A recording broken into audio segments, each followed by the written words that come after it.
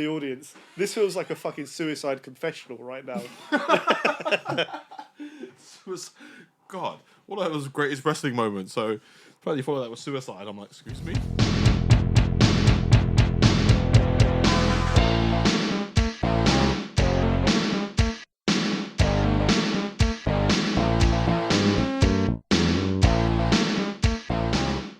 I can't believe you have to work bank holidays. Huh? You have to work bank holidays. I don't. Really?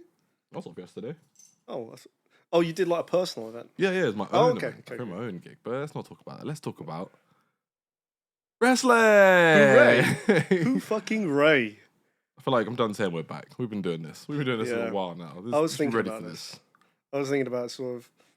We don't come in with a whole bunch of energy. We come in with a sort of sheepishness, like, us again. What are we gonna do today? Well, I think we're going to do what we were supposed to do last week before.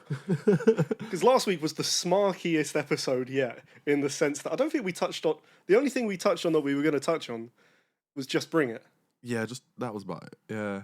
I feel like we were overdue it. I feel like, after season 1, where we, again, had small amount of direction, but then it fell into millions of tangents. I feel like we were overdue just pure riffing. We need an episode of just pure riffing. Also, I haven't seen the footage back. We have handed it over to an editor. Is Ish doing it? Yeah. He's Holy on the Christ. case. He's on the case. Hell yeah. So I haven't watched anything back. So I have no memory of what the fuck we talked about. Really, it's just 2 hours of just anything. That does make me feel better because I was talking about this with Gary. I saw him during the week. He's absolutely terrified to come on the podcast now, by the way, because we've hyped him up so much. Good. It's going to be great. Good. I still want him on. Yeah, me too. We're going to get absolutely sloshed. But he was mentioning things during season 1 that I was like, yeah, that was good, wasn't it? I was like, I don't remember this. We said that. Oh, no. We are genuinely cancelable. I didn't grab the tablet, but I know what the subject is. Yeah. I know what the subject is. I mean... I just want direction, because we're on the clock. Time is money. Yeah, we don't have the same power anymore. I mean, there's two main topics I think we're going to talk about. One is the big topic at the moment. But before we jump into it, I did just want to mention, I made a really... I'm not going to say bad, but an interesting impulse buy yesterday. And that's 2K24. Oh, God. I tell you what, it's not bad. It's not. It's funny because wrestling games are something that I've, got somewhat of a passion for, or had. I've got a history of playing, but I haven't touched any since uni. And I'm not against it. Not like NBA games that I've sworn off like heroin. I'm not going back. I'm sort of... It's just the cost, really. I feel like I won't play it enough to warrant paying the cost of 2K. Which is very valid. Because considering the amount of content there is, there is a lot of content, like too much. I'm not going to touch half of it. It still feels like you're being shortchanged, but that's just the era we live in. Yeah. Where games are... The DLC. And updates. They're like, we don't have to finish the game now. They'll still pay for it. Listen, I bought Star Wars Battlefront Collection. You don't have to tell me. I'm still really upset about that. However, 2 was pain. It feels weird because, in reality, this is the one where they've tried to make it a bit more arcadey. Which I always think that the games are the best when they're arcade because you can just jump in. It's why I loved when there was only one counter button. You just pressed RT and you were vibing. Oh, man. But in this one, there's like 6 counter buttons. There's 6? Yes. He's being dramatic. There's 4 counter buttons. Oh, God. I'm not against it, but I feel like there should be like 2 modes, like easy and pro mode or some shit. Yeah.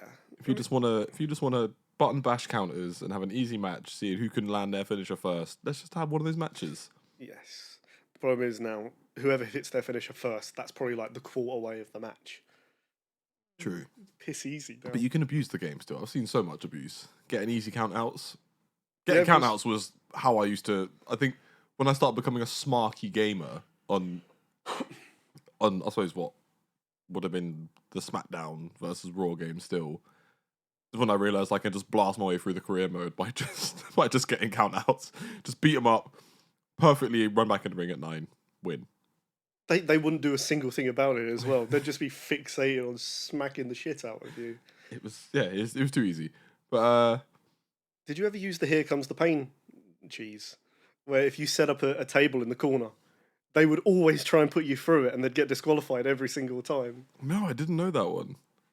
We're going to have to do a career mode in Here Comes the Pain now. I have downloaded a WWE game, and I've got an emulator on Steam. I just haven't taken the next step of actually like booting it up, but I've got it ready. You mentioned you have a capture card. It's coming. The Smarky gamers are coming. I will have a capture card when the poor financial decisions end in a couple of months. Also, I'm in it for the dialogue. Right? I mean, this was actually a note I had from last episode, but one of my favorite things from WWE games is the dialogue they gave to people that didn't really talk that much, or just they clearly they didn't even like. You could tell they didn't run it by the person. They're just in the game, and they probably found out afterwards. Like, oh, by the way, there's a whole like story segment where you've got this thing, and you say some weird shit to the main character. Yeah, and it's not your voice. It's not even close. I mean, certain people you can get a good impersonate from, but other times you just ask yourself, what the fuck does Boogeyman sound like? And most of the time it's like that because he's missing those 2 teeth. My favorite, I saw a clip of someone playing maybe Here Comes the Pain, or maybe even Shut Your Mouth. And there's just a cutscene where they're having a long conversation in the back with Kane. I'm like, Kane would not have this long conversation. Like, it's just so weird. He's getting kind of deep as well. And it's like, yeah, man, I really need you to help me out. And blah, blah, blah, blah. I'm just like, this would never happen. No. Like, Kane wouldn't have this dialogue. If someone offered to help Kane, he'd just kick the shit out of him, bro. Do you think those conversations are how we got into politics, though? Someone mentioned the thin blue line to him. He's like, yeah, that sounds pretty good. We need to fight back against terrorist President Biden. You got Chris Jericho back there talking about NDAs. Fucking Christ. So, I think one of the best tangents we can go on from this would be how the relevance of a certain person, our subject matter, influenced I suppose like the initial wave and what I would call the turning point of wrestling games. Yeah, just layeth the smackdown. Layeth the smacketh down. Which is in the dictionary now, somehow. I didn't know that. Smackdown is a term in the dictionary. It's funny because I've used it in a rap and I haven't even checked that or known that. But yeah, Smackdown. Linguistic genius. I like it. Named after The Rock himself. I don't even know. Like, it's why it's such an interesting subject, because it's like, at this point, that was, I suppose, one of the peaks of his career. Well, that late 90s. Yeah. Well, that would be... I think everyone has their own, like, favourite persona of The Rock, which we'll come on to later. But when you think about it, that's the one that was hardest for him, because if we're going to establish this as being sort of...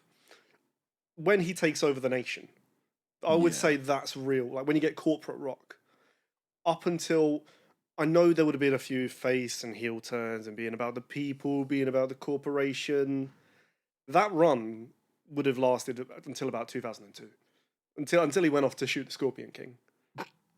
Lost everyone's care. Yeah, wow. For a small amount of time. Yes. Yeah. Phase. This is what I suppose we could try and get to on this. Like, could we try and define the chapters of The Rock's career? Oh, absolutely.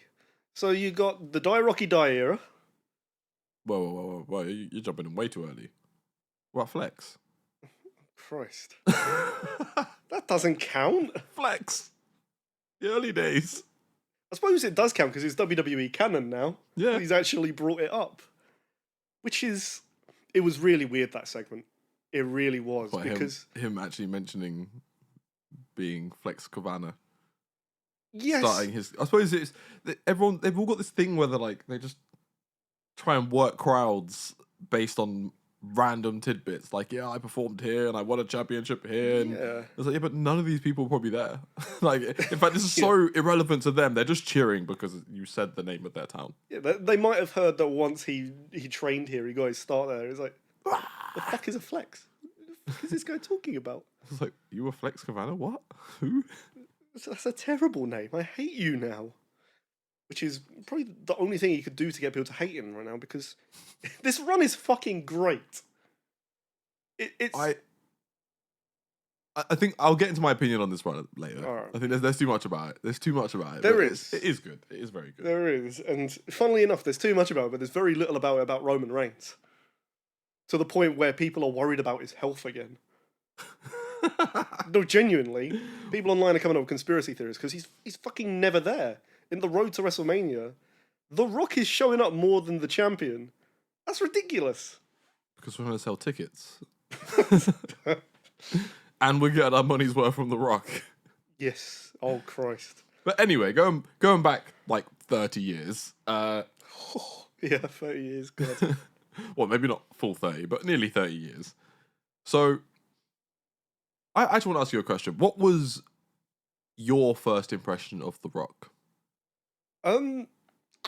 Well, I knew about The Rock before I was like a big wrestling fan, or when watching whenever I got the chance to. But the weird friend of my dad's, he the correct reaction. The guy that we sort of hinted at might have been shady, but I don't know if that's really true. This man is just a shadowy figure in my mind. he just elongates and changes and shapeshifts. Just has a trench coat full of shady recordings on VHS. John Rebellion 2002. Hey, sit on my lap. Come on. I didn't. I swear. But he gave me Vengeance 2002. That was one of the big ones he gave me. That's a good show. That's a really good show. I really want to watch that now. In fact, it's not the best show ever, but you know when you have that one show in mind, which kind of like, that's the foundation of your wrestling. That is it for me. Mine's that Armageddon. 2002? Yeah? The year's a bit murky in my mind. What happened in it? The Hell in a Cell. Oh, that's 2000. Yeah, I thought so, yeah. The 2000 Armageddon. Yeah, that's my sort of foundation for wrestling, really. It was just so much cooler. But I always remembered him because he would always spoil me by including the Raw after and a little bit of the SmackDown as well. And I always remember because on that Vengeance, The Rock wins the title. And it's peak, like, receding hairline Rock. Like, when it's just like, his head wasn't that big before. How is it like this now? And they had the triple threat match. And it was a great match. And I really liked The Rock. But all I remember is him coming out and doing what he did so frequently, and that's be extremely racist towards Eddie Guerrero. Yeah, this was the early 2000s where you could poke at someone's race and maybe even disabilities and throw the R word around and yeah, it was a different time. If you were Jerry Lawler, you could even throw in some homophobic slurs when you talk about your goat, Gold Dust. Yeah, there was a lot. There was a lot of that. Why? Because PC culture didn't exist. Yeah, I suppose. We were still dealing with racism. Yeah. We were far enough in that racism could be tackled by an edgy stable, but not by giving a black man the title.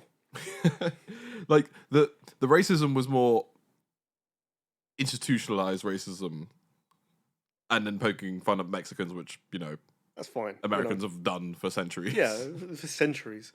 And then because of the modern world as it was at the time, he even had Japanese come over, and he could take the piss out of them as well. Yeah.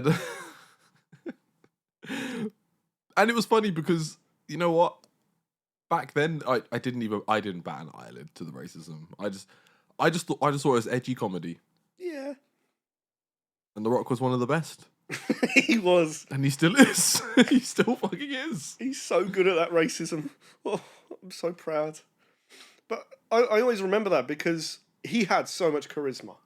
And it takes a really impressive person to, even when you're 6, as I was at the time, to watch that and go, he shouldn't say that, but I like him. Yeah, exactly. That's what I would. When I was introduced to and that's actually what I was going to answer because I can't really recall if I knew about The Rock before I knew about wrestling or like I'm getting old and yeah, it's murky. I feel like honestly I didn't really have any like preconceived ideas of wrestlers outside of, and you're going to be shocked by this, outside of actually Hulk Hogan. Do you know why?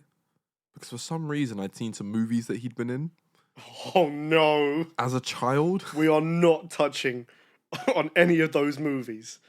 I'm not looking at Mr. Nanny. I'm a 90s child, man. Yeah.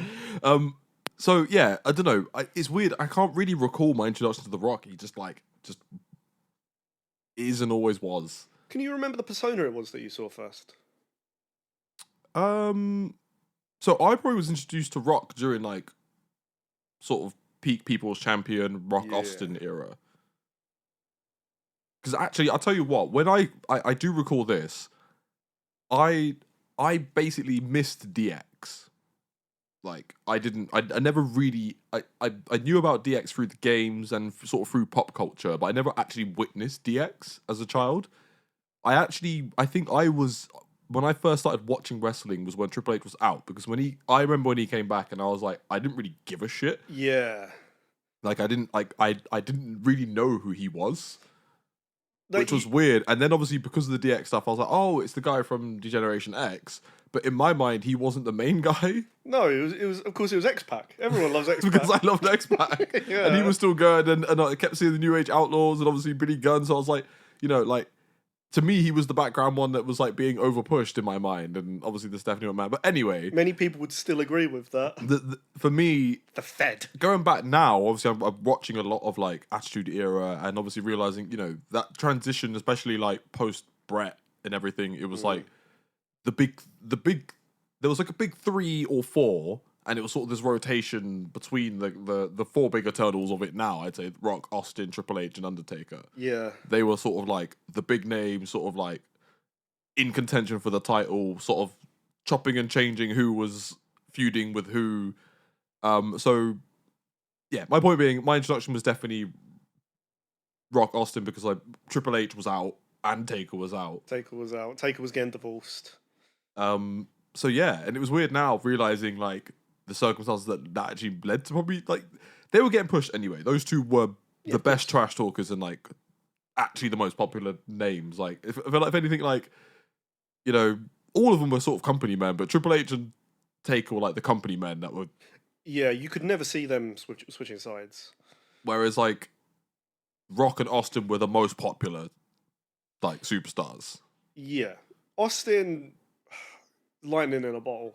I know you can always do the whole rising against authority, but he was just the right guy in the right place because he'd had so much shit thrown at him, like getting fired by WCW, the little run he did in ECW, and then coming in as ringmaster. You can look at Daniel Bryan and compare those two storylines, even to an extent Cody this year, and you can look at sort of how they got there, and there are similarities.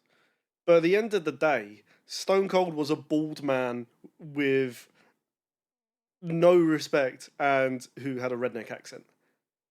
You can't replicate that. No. You can be as bleach blonde as you want. You can have a lovely beard. It's not the same as being a skinhead who comes from a trailer.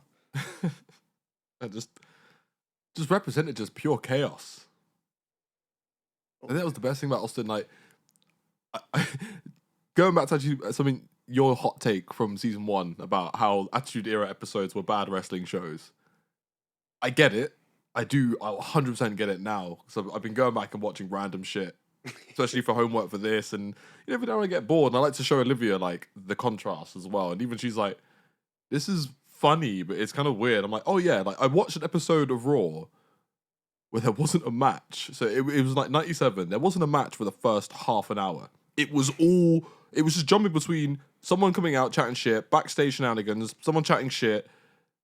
There was an attack, but there wasn't a match. Then more backstage shenanigans. Stone Cold is here. And then the first match of the night. And I actually like, I noticed it and I stopped and paused. And I was like, wait, just double checked. I hadn't missed anything. I was like, we are 35 minutes into Raw and there hasn't been a match. Yeah, so a third of the way through. And I bet that match lasted 2 minutes. It was about 7 minutes. What? That's still not long. For the first match of the night for at a wrestling 97. show, bearing in mind by the time that's finished, you're nearly an hour into the show. Like, that's pretty bad. My point being, I see where you're coming from. There was a bad wrestling show. Like, you come here to watch wrestling and you're watching wrestling drama, which is fun. Which is great. It was fun, awesome. But it was like that's the lengths they had gone to for the ratings.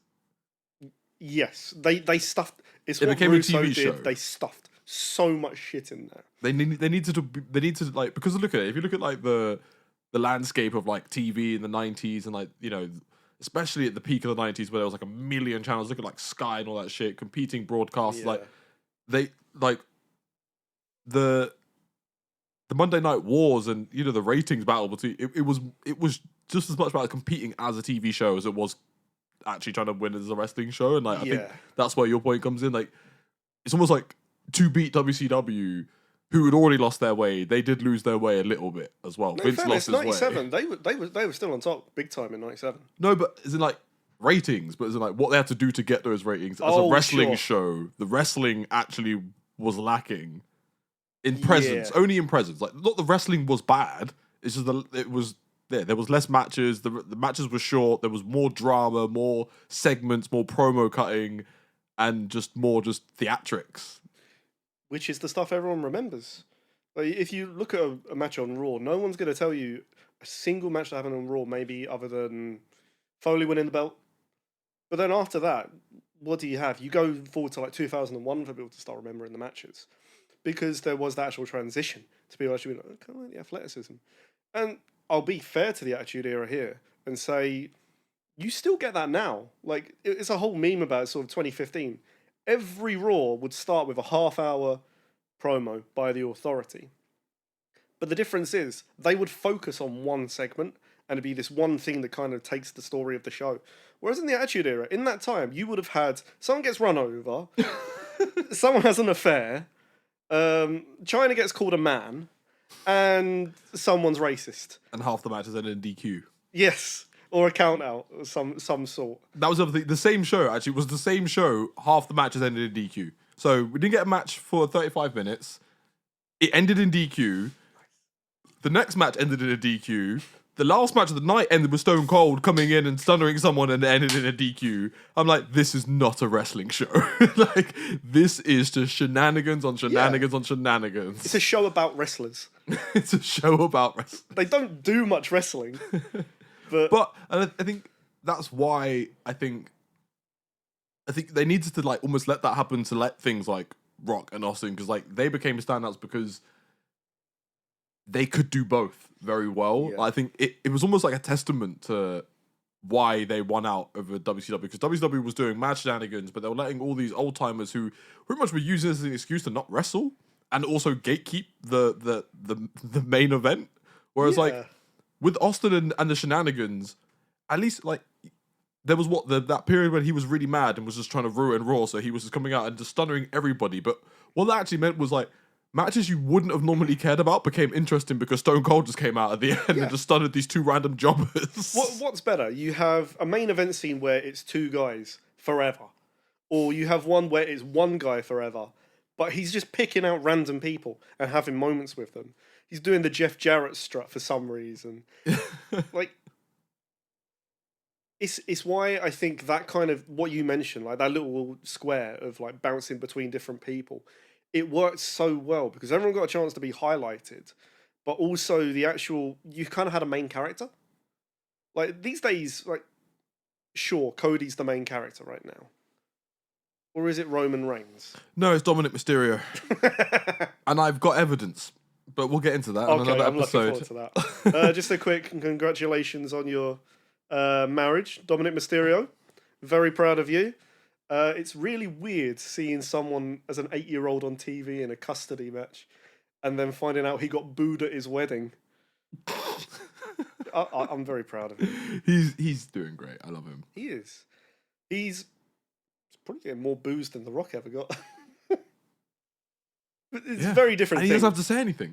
Yeah. Imagine, like, sorry, small tangent, but it's what I find funny about the comparison of like Heat, and my comparison here is like, I was gonna get into this later, but I'm gonna just say it now. Why are we loving The Rock, even though everyone was like insanely angry at him, like 4 weeks ago? we were angry not because he'd come back, because we thought that he was abusing power and ruining WrestleMania. But as soon as we let them cook, yes, I said it. As soon as we let them cook, we're having a great time. And now everyone's happy. We don't give a shit The Rock's here. Honestly, it wouldn't have actually mattered what angle. As long as the angle worked, the booing stopped. And that's where we're at now. Like, yeah, he comes out at first and is rude to everyone in the first week post the whole, I suppose, weird sort of screw job attempt that led to Cody now deciding to face Roman. Yeah.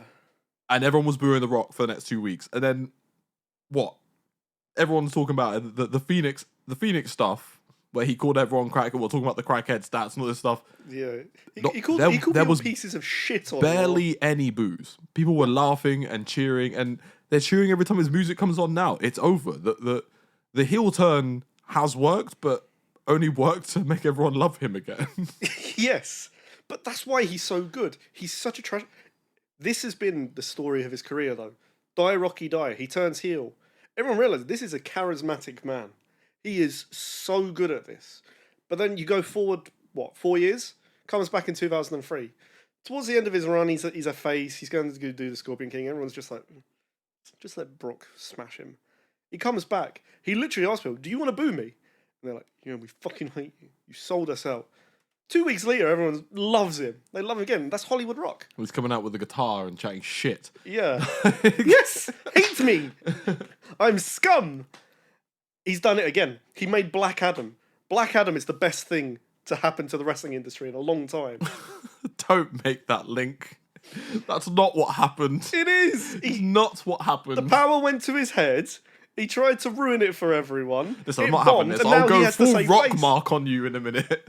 Do it. I fucking dare you. Not even rock. I'll go Dwayne mark on you. Dwayne mark. He's a good man! First of all, Warner Brothers screwed him. They fucking screwed him. It's similar to, I don't know, I can't think of it right now, but there's a good comparison, but he got screwed. He got left holding the bag, and it was all, and they set him up. He set himself up to be set up by them by demanding the movie that everyone, by the way, he was fan casting him for. Yeah, sure. And he was like, let's get this movie done. Let's fucking do it. Let's do this for the fans. And Warner was like, yeah, sure. Here you go, Dwayne. We'll let you produce. What happened? It turned into a piece of shit because Warner Bros. Don't know how to make any DC movies. They don't know how to make. They've been doing a terrible job. And then when the movie bombs, everyone's like, Dwayne wanted this. This is Dwayne's fault. This is all Dwayne's fault. Dwayne's like, you set me up. You set me up. And then there was the screenwriters strike. So also, are we forgetting that everyone's been like, what? I can't think of it. I can't think of the word. Give me a tone. Give me a vibe. Trying to get Roman and him together for a match. Yeah, everyone's been like fan predicting, or everyone's been fantasy booking. Yeah, that's the word I was looking for. Fantasy booking him and Roman for about 2 years. Mark, there you go. Like, so this was inevitable, and that's what I thought was funny about this angle. Like, if it was a pivot or not, he literally came back and like during the boos was like, "Is this not what you lot have been asking for like years? I'm here to face Roman. Like, this is the match." But he played at an angle where it was like, "I deserve this. I'm the best. I'm the biggest. We'll give you the biggest WrestleMania ever." But actually, literally a year ago, that's the WrestleMania everyone was asking for, and it's so funny that they managed to like work it. You are spot on, and I still would want to see that match, preferably in Saudi Arabia, which is what we're probably going to get.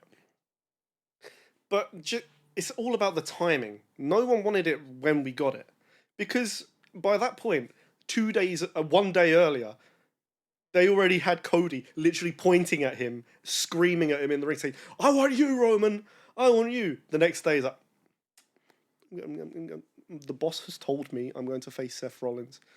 So it's kind of like if, let's say, I'm about to go down the darkest analogy, and I don't know if I should even by this show's standards. I'm scared.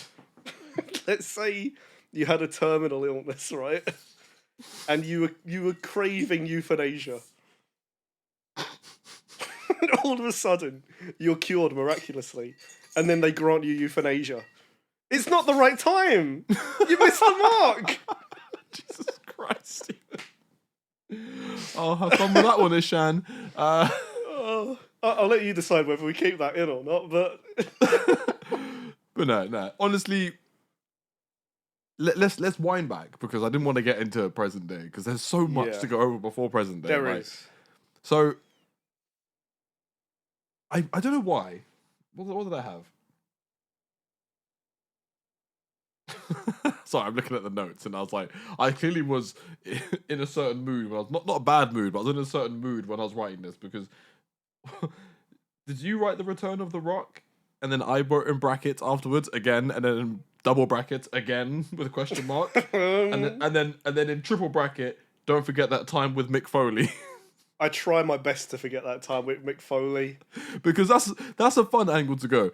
How many times does this man return to wrestling? Because he's up there. Like, I think no one's ever covered this. Who's got the most returns? Because The Rock's had like 3 in the last year for the record. He's had 3 returns in the last 12 months. I mean, you go back even further. You go back, so what was it? It's 13 years since WrestleMania 27 now, which is unbelievable. But in that time, because he'd been away from wrestling for 7 years, he came back for that. He was back for 28, back for 29, he was back for 30, 31, 32.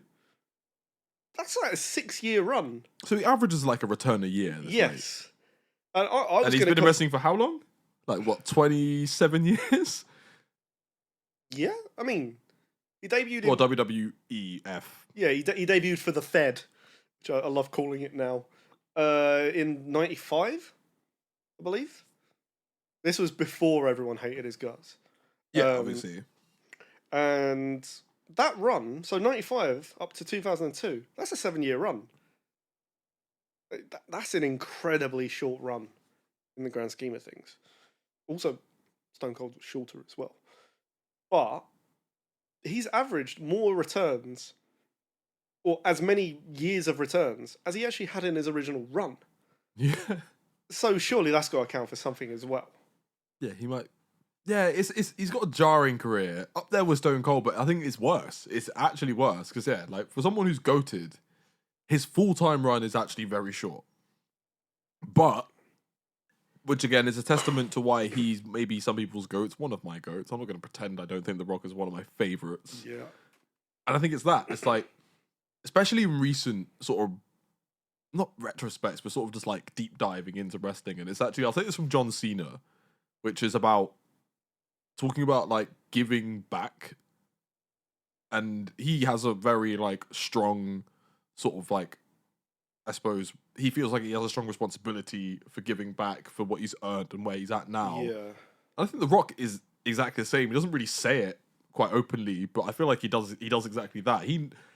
I say like it's almost like a work, like during the writer's strike last year when him and Cena came back, it was like, you know, we can't give to Hollywood, we can't give to like our Hollywood fans. So what can we do? Go back to wrestling and give back to WWE in the best way possible by having random returns and like just showing up, showing our face, knowing full well it's going to get hits on YouTube. It's going to make people look at the product, and that's their way of just giving back. Because like all they need to do is get a plane, walk down that Titantron once, you know, and go down the ramp. Make people's year. And yeah, people will fucking go nuts. He returned to a house show like 5 years ago, just randomly, and he live streamed it. And I was like, he had no reason to do that. He's not going to get any clout or fame from it.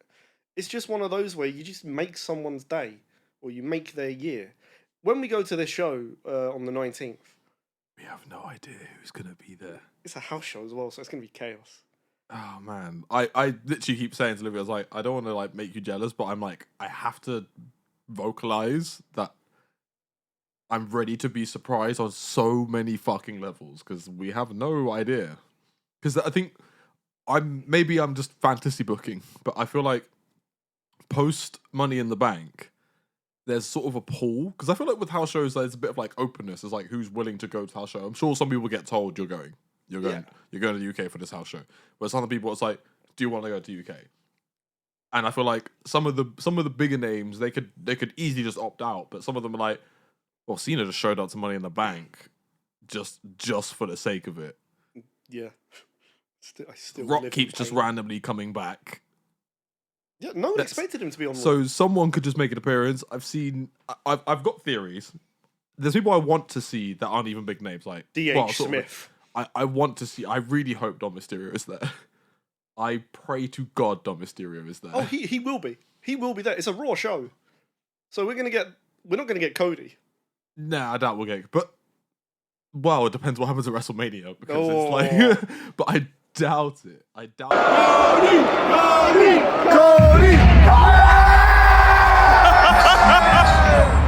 We're not getting. I doubt. I've already said. We doubt we'd get Rock, Rock, Cody, or Seth. We won't get Or Cena. Roman. Roman doesn't even show up to fucking main shows. That's not. He's hibernating, mate. He's not going to be back for ages. Man misses half the PLEs for fuck's sake. Like, he's got the main belt. They turned it into a storyline. He just won't show up. It's like WCW in the 90s when like Goldberg's going off the script. Our main champion's no showing every week. But no, seriously. Yeah, obviously I don't want to get too much into the show we're going to. Yeah. We'll we talk. It's weird because we'll talk about it on this podcast and it will be so weird because it's non-canon. Yeah. But it'll be fun. You say that though. Like, they're all canon. Like, they just weird ones. Because, like, Samoa Joe beat Finn Balor for the NXT title on a house show. But that's controversial. That's literally one of the most interesting and most controversial things that had happened. But it's canon. It happened on a house show and it's canon. It's just the way it works. And it's fucking great. Maybe we'll see Drew McIntyre drop the World Heavyweight title. There'd be a riot. There'd be a fucking riot. I think he would be leading the riot. And then Tyson Fury comes out and sings Sweet Caroline with him. If The Rock came out, I maybe weep a little bit. I'd be like... We do need to get some videos for the customary after show. Oh, we'll get podcast. a funny picture of us like marking out in the crowd. Like, it's Dom. if Dom comes out, get your camera out because I'll be the only person cheering. I'll join in the booth at some point, but I want a video of me being there. Like, I love you, Dom! Yay! Whilst I'm getting drowned out by all the boos. There's one high-pitched squeal going on. I love you. But that we got time for that. That'll come soon. If I could just sort of... What's your favourite Rock persona? That's so tough. That's who's my favourite wrestler? It's so difficult because I think... It's Dom, obviously. It's evolved. I think as a kid, I just loved eyebrow-raising, trash-talking Rock. You know, it doesn't matter, Rock. Like, peak, it doesn't... As in, when he was doing that Vanilla every Rock. week, you know, like... I think now, I think having tried to watch more, I haven't, like, actively gone back and watched The Rock a lot. I have, obviously, the last couple months, but, I think, personally, it's just, like, take over, you know, usurping Farouk Rock. I think... Oh, yeah. Because I think it wasn't just, like, you know, bless poor Farouk, poor Ron. Yeah, people who listen to this podcast know we love Farouk. And if anything, you know, look at the characterization. If anything, he was actually putting The Rock over. Yeah, of course. Without having to wrestle, which is quite fun. I mean, the Nation were over, like, and Farouk was the heart of that. But then you had this up and coming guy who everyone hated, and then all of a sudden, like, Farouk's just kind of like the launch pad for him, and it works. It does work. But in that role, like, this might be why you like him, but it feels so raw. It feels like the untouched diamond. Yeah. Like, Vince is back there. He's just, this is such good shit. This is the one. And I vibe with that. I really get that. He was just funny. Like, and it's not just that one-off, you know, that famous interview that everyone loves of Farouk talking. There's like a little, they're being interviewed and like Farouk's trying to lead and The Rock keeps cutting in and talking. He's like, hey, I'm the leader. And The Rock's just like doing a thing. Hilarious bit. But actually, it's when he's Intercontinental Champion and it's like during that run that he's like fully like low key just taking over, and Farouk's just looking more and more like powerless. And you got like D'Lo winning things as well. Like what he was like European champion, and like also I one of my favorites actually.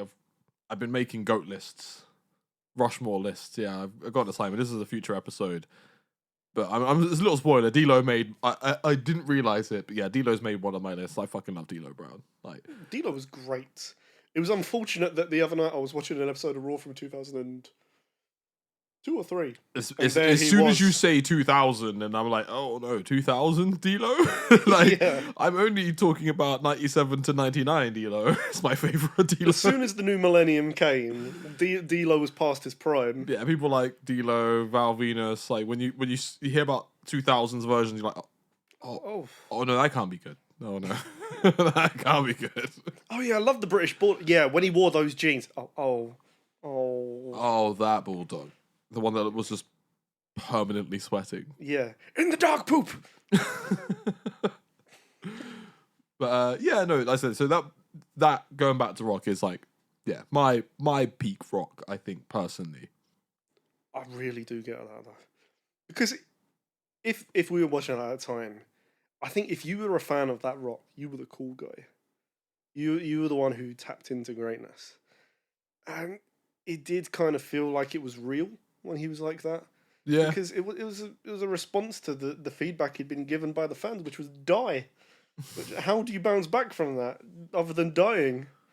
Other than dying, you just become an absolute prick. Also, on that note, one of my favorite Rock matches is probably from that era as well, which is him versus Triple H. The ladder match. The ladder match for the Intercontinental title. That is a great match.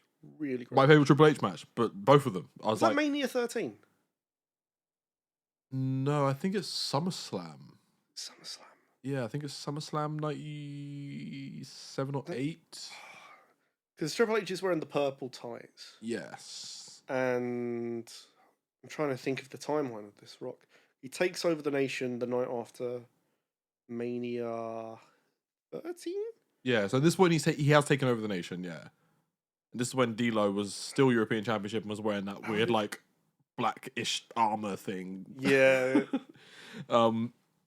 Yeah, so Triple H was still, with China all the time. But yeah, this was a sort of that weird phase of DX. It was like they were DX, but like it was almost like they didn't want to disband DX, but they didn't want to keep pushing DX because it was sort of getting old. Yeah, it got old very quickly, and nostalgia is a wonderful thing. I think it was what they wanted to do is they were trying to still find a way to like incorporate China, and the only thing was to keep DX alive, to keep so she had to be part of a stable, otherwise because they couldn't keep her solo. And her and Triple H being a thing was a bit too on the nose because, Which is so daft because fucking look at what she did in the women's division where she just battered everyone. It was great. But who knew that not being a cunt about a woman for looking a little bit mannish could work? But anyway. Back to so what the about Rock. yours? What's your favourite Rock match and era? I will always have to acknowledge the fact that bulk run from, let's say, 98 to 2001. You have to admire that because to do that so consistently, and I don't think he was injured for any real period there. To be able to do what was there that period where he was wearing a t-shirt? There was that period, yeah, because that went into like WrestleMania 15, didn't it? It's fine. It's okay. It's okay. It's okay. It's okay to have man boobs. Yeah. He had big man boobs for a while. He worked them though. You got to be cool to wear the man boobs well. But I think to be able to get people on your side when you're doing this shtick, which hasn't worked in a very long time, just because you are so good on the mic, that it demands respect. But my favourite will always be 2003 Hollywood Rock. I just think it's why I really like this run. Because while, yes, this is it's an amalgamation of all his heel runs in the past. He's wearing the really expensive shirts, all that stuff. But when he did that, it felt like something fresh. But at the same time, it was a literal response to what people wanted. Like, he comes in, he asks people, do you want to cheer me or boo me? And they're like, oh, you do want to boo The Rock? I'm gonna have fun with this. And then everything he did, just like the appearing via satellite, the impersonating Hogan, just being a really sleazy, shitty heel, the first rock concert. It felt like so many iconic moments of his entire career came in that 2 month span. 2 months, that's all it was. And yet everyone remembers it so much that he's coming out to that music again. The only problem is, I could just never forgive that era because I don't know why. It obviously made sense, but I just could never forgive him getting absolutely smashed by Goldberg. Oh. I think, being a big rock fan, a little bit of a rock mark at the time, it just really bothered me. It just bothered me. It was him doing what was right for the next year of the company. I know, but why does Triple H get to squash Goldberg and The Rock just got smashed? Like he didn't get squashed, but he got fucked up. And it was the post match where he was just like, yeah, he's a tough son of a bitch. Yeah, he does that big promo when the cameras go off, and everyone's like, "I love you, Rock." Just like cool, but then did he even have any other big matches after that? No, he went after that. Yeah, that's why he had to put him over, because Goldberg was going to be there, he wasn't. Simple as. It's unfortunate. It's like, but he already did that for Brock. And that's why I feel there was, for me, I got annoyed. I think it was that, Hollywood Rock was probably his first big return as post peak Rock, coming back for the first time after being away. And obviously, I was super excited. I remember, I would have been about 11, and I was like, yeah, The Rock's back. Fuck. Yes, The Rock is back. Finally, I don't have to keep watching fucking Triple H, and Shawn Michaels already disappointed me with his fucking comeback. Because I loved Shawn Michaels, but I felt like... He's a Christian now. I felt like Shawn Michaels' comeback was so underwhelming, and then so was The Rock's. And I was like, I think, honestly, this is what started pushing me away. All my favourites came back in ways that just did not deliver for me. And I was just like, what's going on? Yeah. It does feel weird going back to that. My favourite Mania of all time, by the way, 19. I have such a soft spot for it. I don't like 19. You don't like 19? I don't like 19. How do you not like 19? How? Because I liked 18 too much. 18 was shite. It is shite, but it was so iconic. I know, it's crazy. Of course it's iconic. It's icon versus icon, but still, it was a shit Mania with a shit stage. I can't hate on 18 because I remember being so fucking excited as a kid. As 18 was happening, and I had a game for 18. I've got oh, you had a GameCube. Yeah, I had such fond memories of that era. Looking back at it, we talked about this, Alliance shit, the NWO angles, all of it was so badly handled. But as I said during my hot take, when I was growing up, as a kid watching that, especially that 18, the build up to 18 was fucking epic. It seemed, and the Rock and Hogan match still delivered. That's still a classic. And it was just too epic. That match was so fucking epic, and the whole lead up. Even though the match was shit, I was appreciating the whole divisions of each member of the NWO taking on another big name stars. And it was so cool. So yes, 19 was technically the better WrestleMania, but 18 was just so dope for me. I admire that you admit your bias. At the time. Retrospectively, of course. Of course. And I think that's sort of some of the differences we have. I think I sometimes refer to things that my memory of it. Obviously now as a smarkier individual looking back, I know where it was bad, really. Oh, just wait till we get onto mine. It's okay. We will come back to that. Plus, 19 has the Miller Lite catfight. 5-star classic. A 5-star classic. Was it Coachman who has the girls roll over him? It's like, why does he get to do that? He's shit. He came back in 2018. He was the worst part of the show. What? Poor Jonathan. I'm sure he was really good on ESPN, but that's what he's talking about, an actual sport. Have you seen his interview with Chris Van Vliet? No. Oh man, he dishes some shit. He really dishes some shit. Well, he's ballsy. I like that. Yeah, no, actually, I think I got a bit of newfound respect for him from that interview because I was like, okay, fair. Like, he's really just like, it's almost like similar to the Teddy Long shit that's coming out at the moment of him. My outing- beloved. I love you, Theodore. Yeah. Back to The Rock. Back to I The will Rock. say for that 19 match, it's kind of weird to me seeing that, not in the middle of the show, but like the 2/3 mark. The Rock versus Austin should always main event. And as good as that Kurt versus Brock match was, it doesn't feel right. It doesn't feel right that goes on last. Yeah,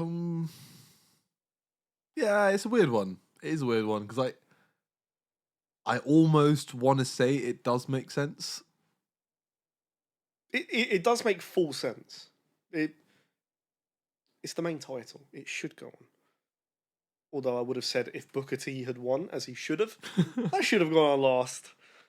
But I can do that one. We're going to have to at some point. I think we have. I think we sort of have. But it's one of those you have to keep reapproaching because it's so fucking ridiculous. Booker's one of those people who I wasn't the biggest fan of growing up, but only as I've gotten older I've realised this guy was the man. I think we talked about this. I said this. I was like, even though I was people who say I used to look like him, I didn't actually like Booker T. And I think it's because he first feuded with The Rock. So like I immediately felt like, this is the guy from the other side coming in, starting on The Rock, my guy, fuck him. But actually, yeah, he was the better wrestler. He was a better wrestler than The Rock, which is crazy. Crazy to say. Because not crazy to say. Because honestly, if I was going to make a list of like my favorite wrestlers versus my favorite wrestlers for their ability, superstars versus wrestlers. Yeah, The Rock's at their top 10 superstars, but he's not top 10 wrestlers. No, probably not. He's had more 5-star matches. He's had at least 2 5-star matches. He's had at least 2. But I can't think of a Booker T match that's 5 stars. Yeah, no, you just like watching him. That's the thing. Yeah. Booker T was just good. His athleticism was there. That scissor kick is dope. It is. It's not just the spinneroonies. Spinneroony was the cherry on the top. Scissor kick. Oh. One of those moves that you don't appreciate until you understand how wrestling works. Also how light on his feet he was. Yeah. He's a big guy as well. 6'2", 6'3". Yeah. Something like that. You'd never believe that. You would have thought he was the smaller guys until you see him face to face with a big guy. Like his matches against Big Show, like I know we love to. He's kind of turned into the fan favorite in a weird way. Big Show. Paul White, our beloved. If anything, if this podcast never does anything for me, it's made me understand the Big Show. And I'll always be appreciative of that. I've swayed you on the Big Show. Yeah, you have. You really have. I'm not at the point where I'm going to watch the Big Show or Knucklehead. Oh God, no! I actually forgot about the Big Show, fucking family drama show. Like, what the fuck? How did he get that? Who pitched that? I don't know, but like, isn't it weird that like they did their John Cena movies, they did their Stone Cold, the Rock went up and did here. It's like, what else we got? Paul. We'll get Paul to do it. He's big, he's fat, and he's bald. But actually, I actually think he's one of the better wrestling actors. He can cry on demand, as he did for most of his career. He could wrestle while smoking a cigarette. I think it's because he's so big. You forget he pretty much not grew up, but he did grow up in wrestling. Yeah. Man was brought in he was in WCW at 18? 18 or something like that. He's up there with Rey Mysterio. He's basically been wrestling since he was a teenager and has been in the business and hasn't left the business. He's still in the fucking business. He is, and I hope he never leaves. Man's so my point being you'd think, yeah, he probably is. He's a very talented. He should be a very talented man, even with not. He admits he was green as fuck for many years because of how young and the way in which he was brought in, sort of being swept up in the toxic nature of the NWO, I suppose. The NWO. I saw a great clip of him the other day, which was the guys from the NWO all out on the street. They're all like doing the too sweet and stuff like that. He's like, NWO baby. Leave him alone. But then the rest of them all start looking at each other like, who's this guy? And then they'll start just shaking hands. And the caption was, that one friend in the friend group who kills every conversation. Like, leave him alone. He's so good. He's a giant. He's a baby. I'm just a big... Oh no, that's Vader. I'm just a big fat bastard. Poor Vader. He's an interesting case. Probably the greatest big man of all time. Up there, yeah, for real. It's really got to you, hasn't it? The emotional damage.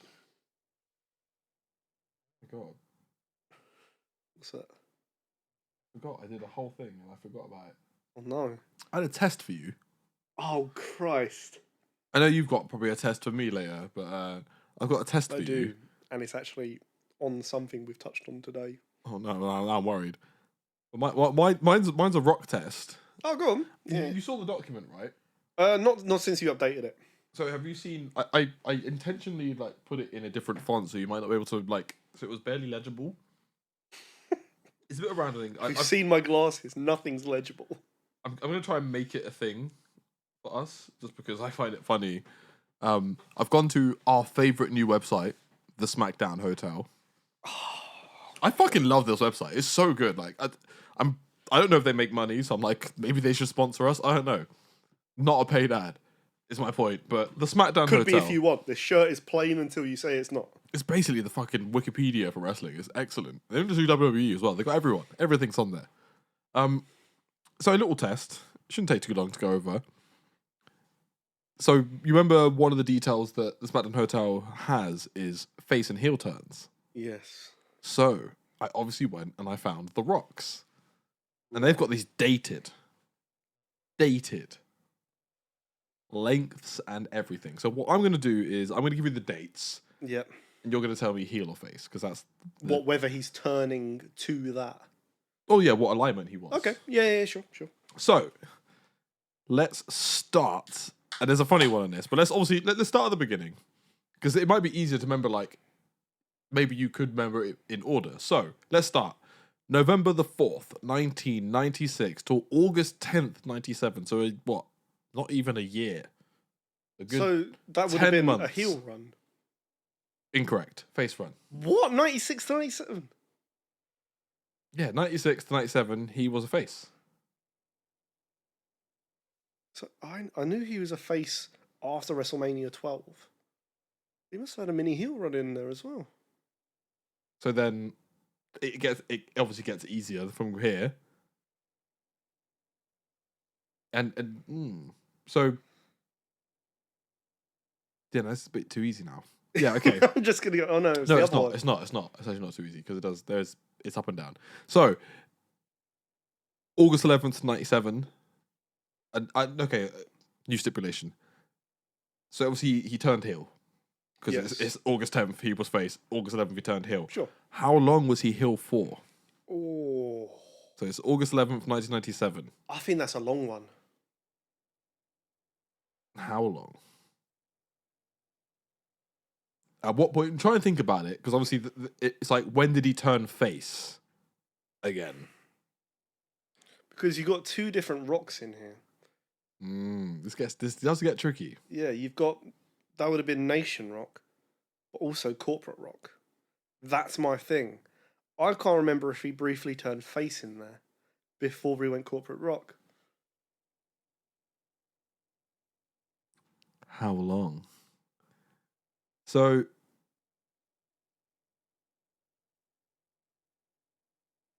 I want you to guess. I want you to guess. Yeah, I'm gonna guess. I'm gonna man up. I'm gonna say so August 97 to, because I'm trying to think of places where I knew he was. You're thinking of events. You're trying to think of events and maybe matches. Because I know a year and a half later, he's a heel at WrestleMania against Stone Cold.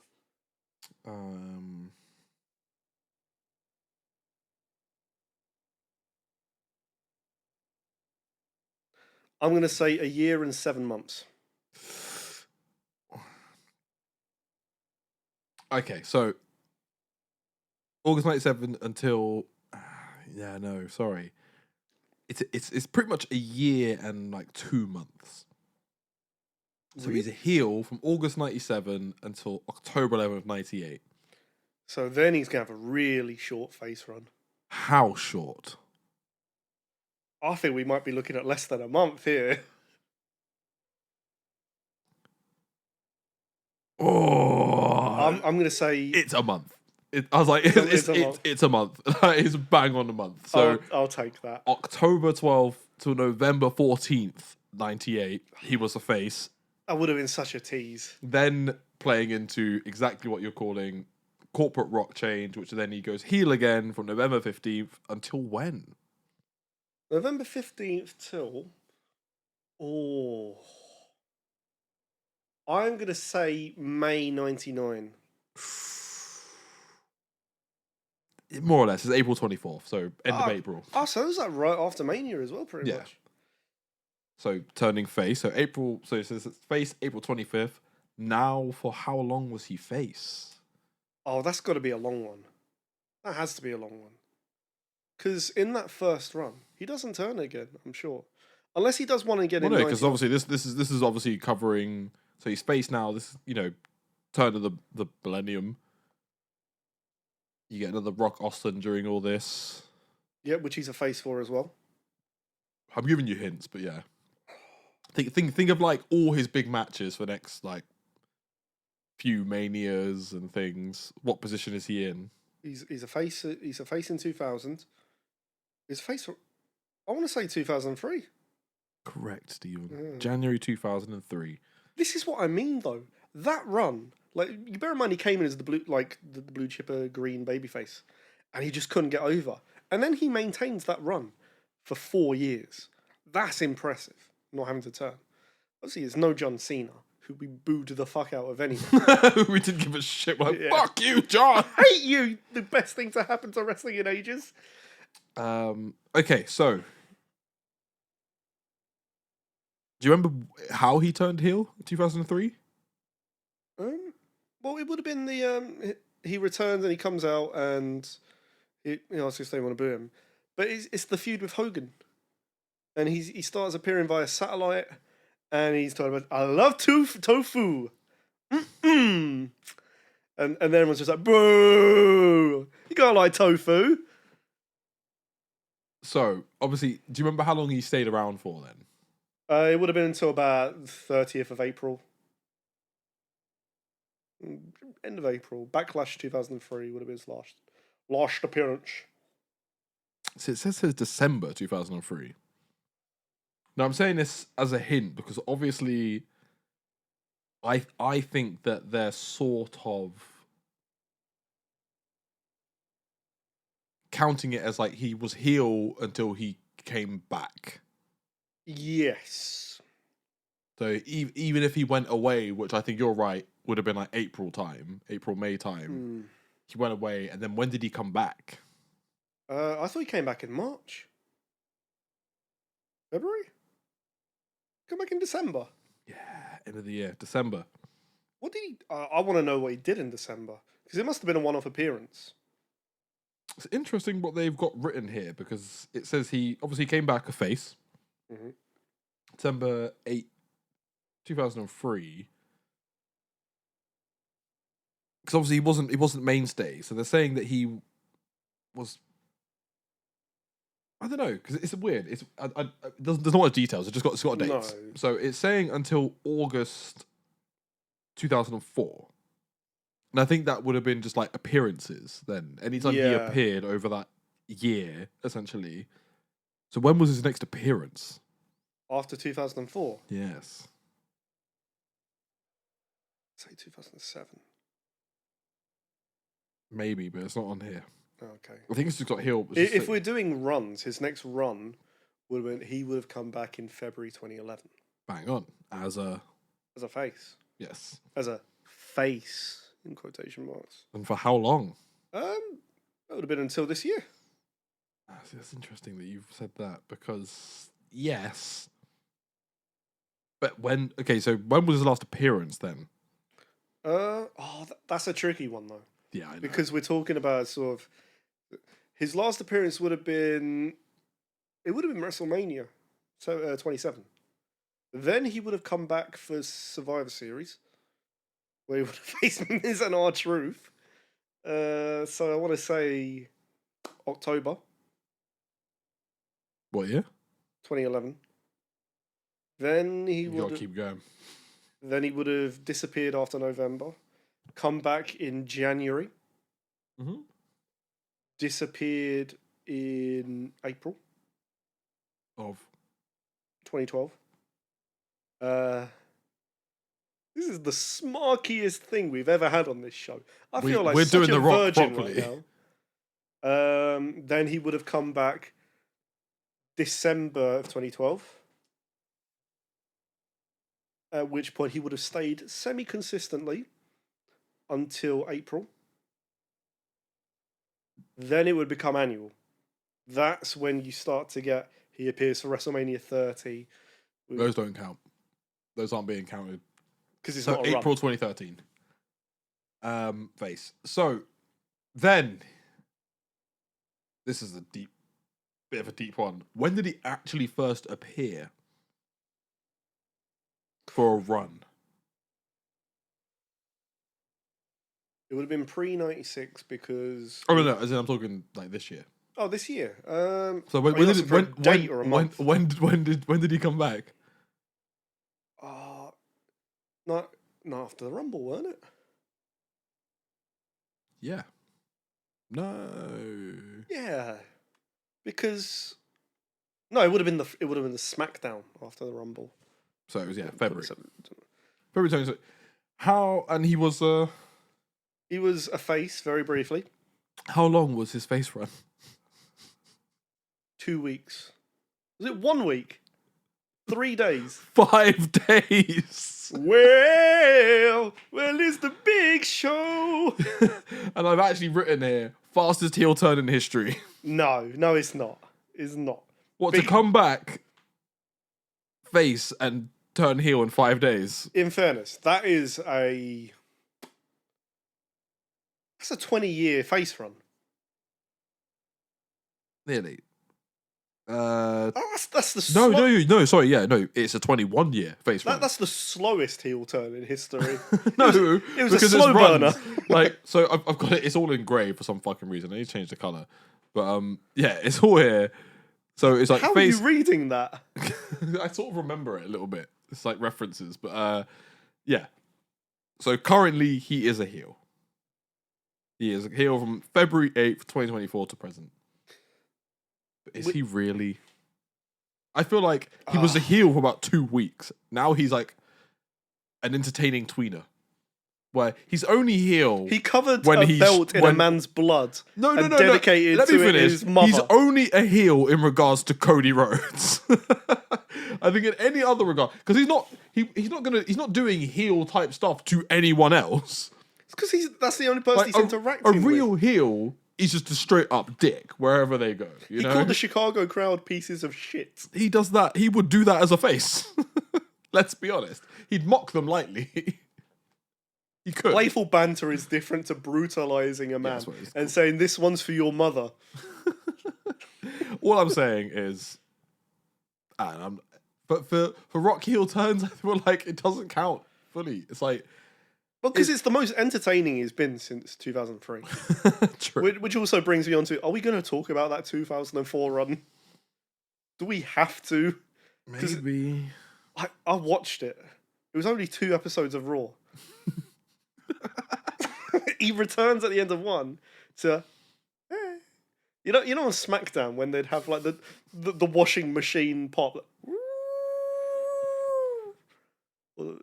He had that, and then they did one of the worst segments in history, which was Mick Foley, "This Is Your Life." I told you that one time with Foley. Hey, wasn't the Rock and Sock connection your favorite part of the Attitude Era? It was fantastic.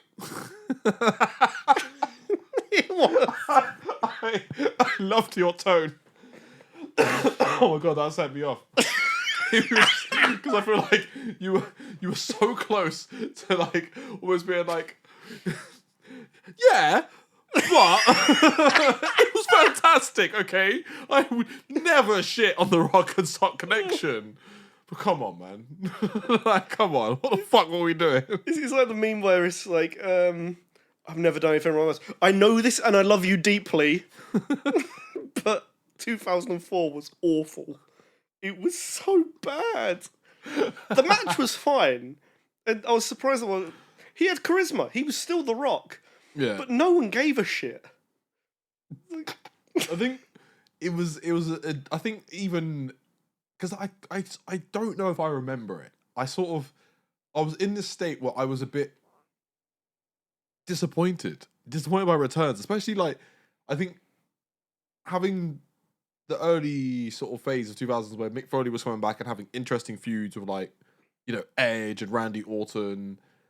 I really thought this Rock and Sock comeback was going to be like of that proportion. Yeah. And it just wasn't even close. No. And I was like, oh, like these two are fucking awesome. Like this could go somewhere. Mick was doing these in between midlife crises, so he had time. The Rock was doing it in between shooting films. Funny is that because I've written midlife crisis Rock. It was both their midlife crisis. I'm just like, we're legends, right? Oh.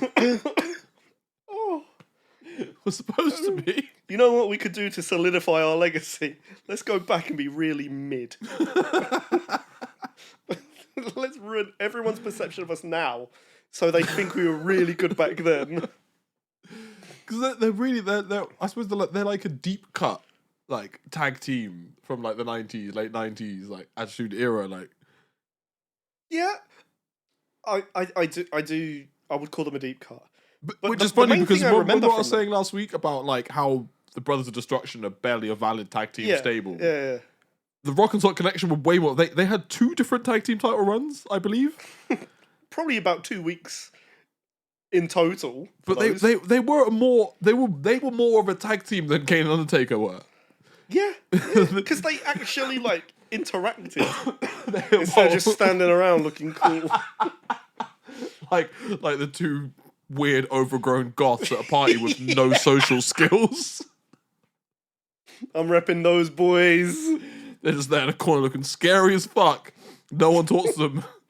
And But internally, they just want you to come over. They really want friends. They just don't know how to talk to people. Which is why SVR 2009 happened, where Kane's in the background having a chin wag. He's just having a convo. Anyway. You know, the funny thing with Rock and Sock, they did all these amazing segments together. They, as much as we say, the promos were great.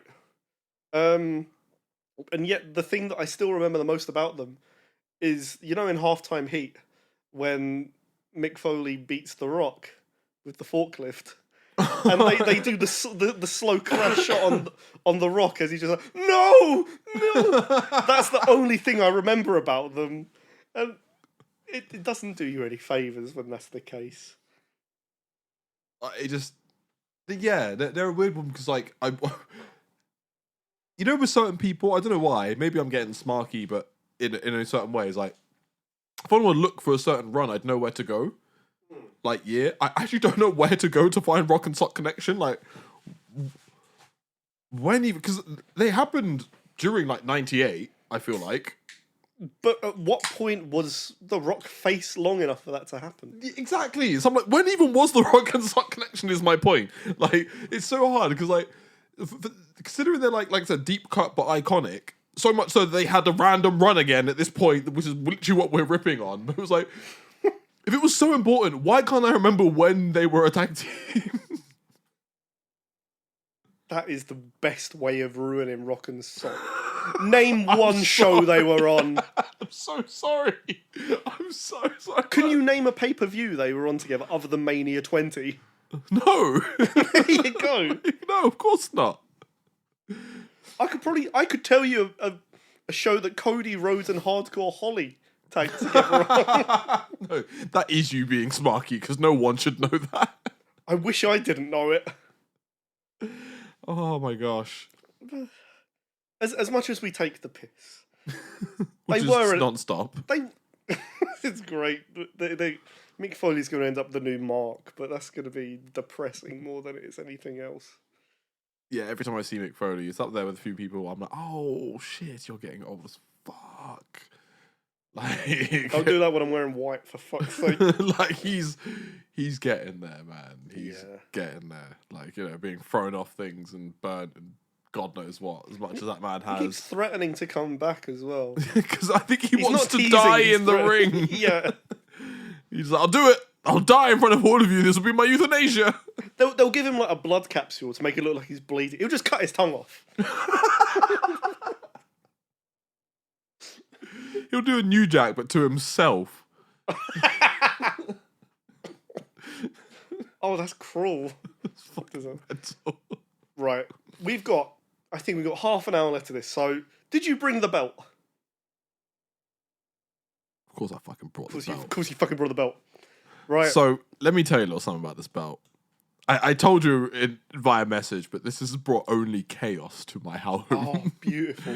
Olivia wants this belt so fucking badly. She wants it. She keeps challenging me, and I'm like, you're not even number one contender, motherfucker. Oh, that's the cruelest thing you could say to your partner. You're not even close. You gotta come back to a podcast, which I've tried to invite her to, by the way. I'm like, by the way, when me and Stephen try and line up dates, like I'm asking you, and she's like, oh, I don't know. I'm just like, well, Get on. if you're not serious enough, then you will never make it, and you'll never win the belt. She's never going to get past the mid card, is she? Exactly. She's like Jade Cargill right now, just barely ever turning up. I will say, ever since you told me this, I've told Eileen about this like twice. Just like I've brought such chemistry to their household. That belt was doing wonders for their relationship. But you're both swinging at each other. We just Got her up for the attitude adjustment. we weirdly practice a lot of submissions, a lot of leg locks on each other. That's kind of kinky. I like that. Like I think I was never good at doing a figure four as a kid. I've got it nailed now. I can do a figure four leg lock. I keep doing. We do it on the sofa. I'm just there, like I do the Ric Flair as well. I like throw my head back. And I'm like, love it.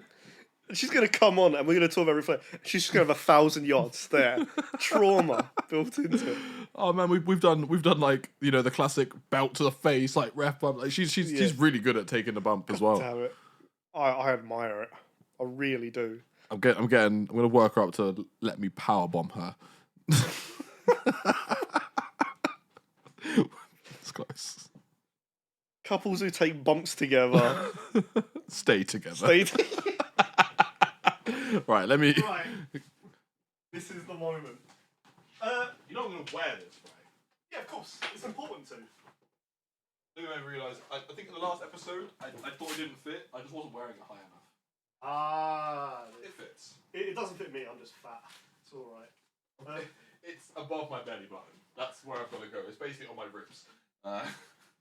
My belly's way too big for that. Look at this. See, we are like 2 more title wins away from you doing the Shawn Michaels photo shoot for Playboy. We're wearing nothing. You're going full Becky Lynch, Seth Rollins. You have no idea, Stephen.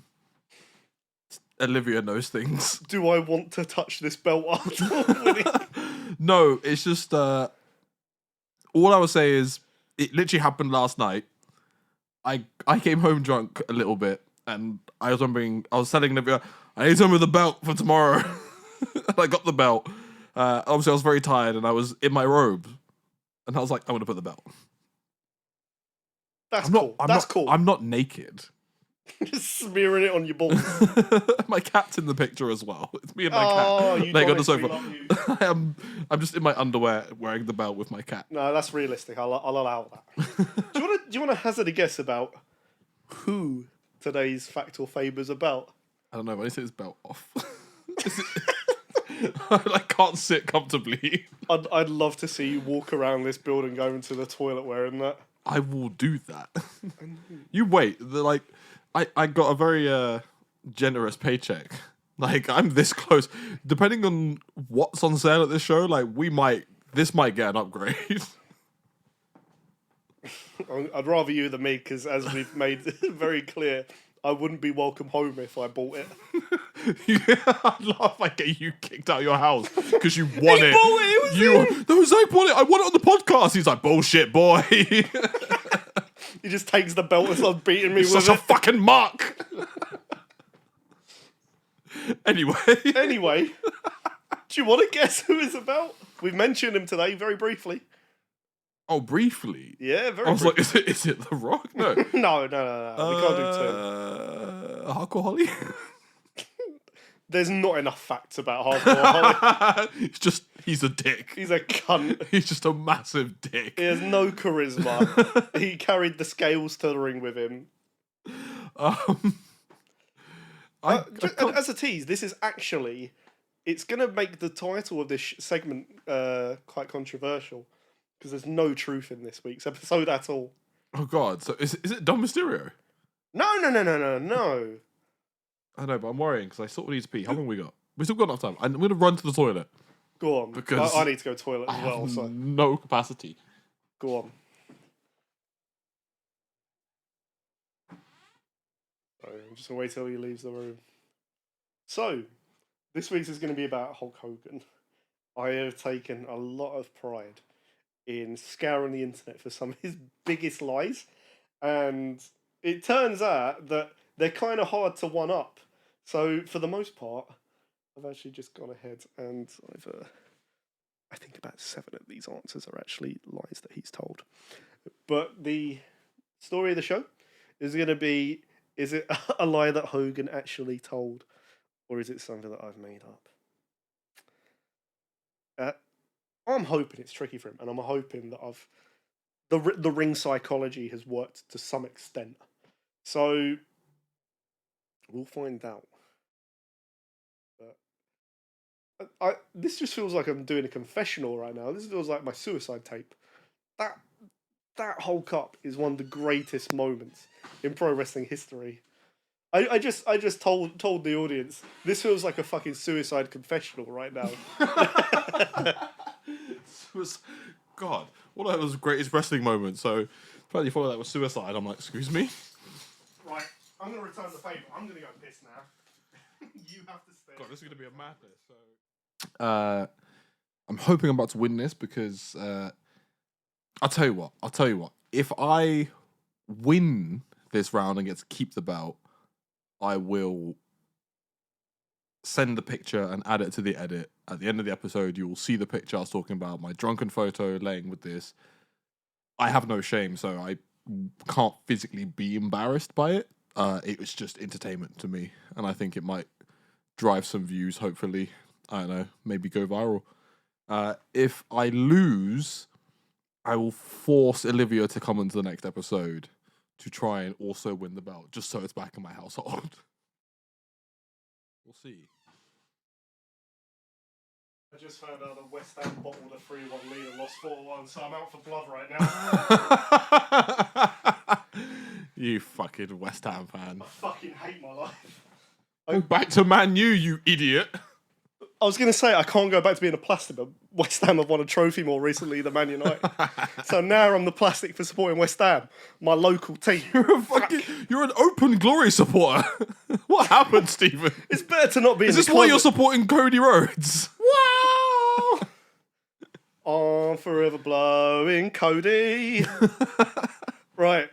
So as I've told the viewers, this week's episode, or this week's segment, is going to be about the greatest liar in professional wrestling. Oh, Eddie.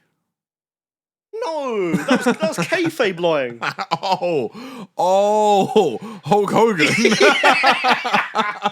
Oh, you mean the real greatest liar. The real greatest liar. Oh, this will be funny. Okay. There are 200 million people in the arena, brother. I love him.